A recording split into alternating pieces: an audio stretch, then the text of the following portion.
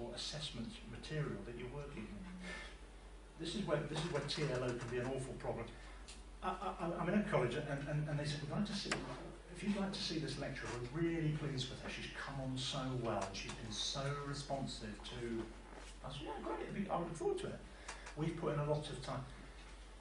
What's been unfortunate was they had asked her to have a lesson observation. She had one, then she had another.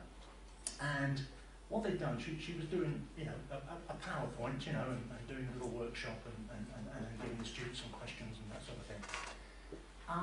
Well, this was about sort of 8 months through the year by now, and when I went in, I've got this group of a dozen jaded, hacked off, brassed off, demotivated, unstimulated, bored out of their skulls troop of people I ever came across. And I thought, on the right foot, you go out, you check the door number, you are, yeah, that's got right, I'm thinking. And these students are saying, oh God, the body language, and how long? So I've got scheme of work. The scheme of work is identical week on week. We do the same thing every week, whether we want to or not. The whole thing. So when I got fed back, I said, well, what's you thinking in terms of how you put the scheme of work together? I had a lesson observation, and they said that was good, almost outstanding, because of the way I did it. And the second one I had a month later, they said that was outstanding because I put like all the things up.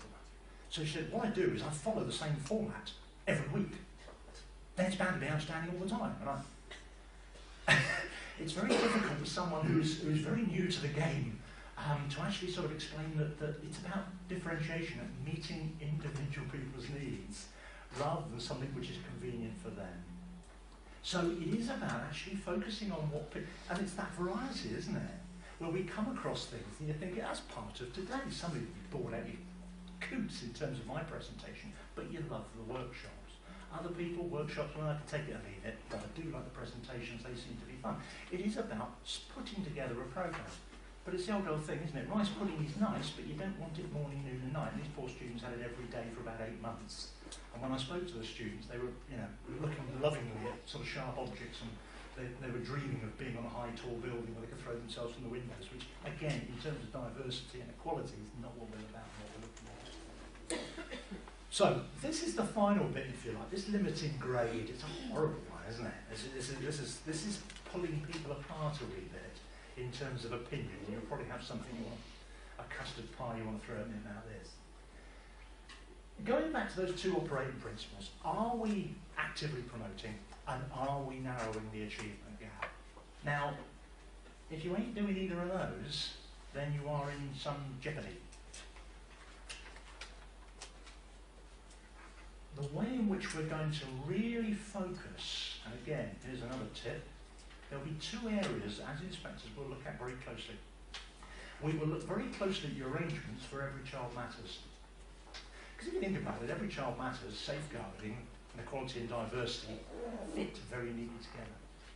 Now, we don't actually go out with a mission of thinking, right, today I've got my equality and diversity hat on, tomorrow I'll do E&D, the day after I'll do safeguarding. We have to be slicker than that, which is hard when you're a bloke because we don't multitask very well. But we have to think. So what we do is we look at the ECM themes, we look at those key themes, and see how a provider has intertwined E&D throughout those, and the same with safeguard. And one of the evidence we're looking for is your self-assessment report. Do you know what the score is? Or do I have to actually say, when push comes to shove, do you know at level 3 you don't have anybody really from an ethnic minority background, or from a female background, or from. Shouldn't be for me to do that. Providers need to be cognizant of how they can map evidence and report the impact of E&D. You've had enough. You see it glazing over. Should we throw the floor open now to some questions? Or there's a microphone coming out. You're not supposed to throw the microphone, you know that, don't you? I'm from a work-based provider specialising in the waste management industry.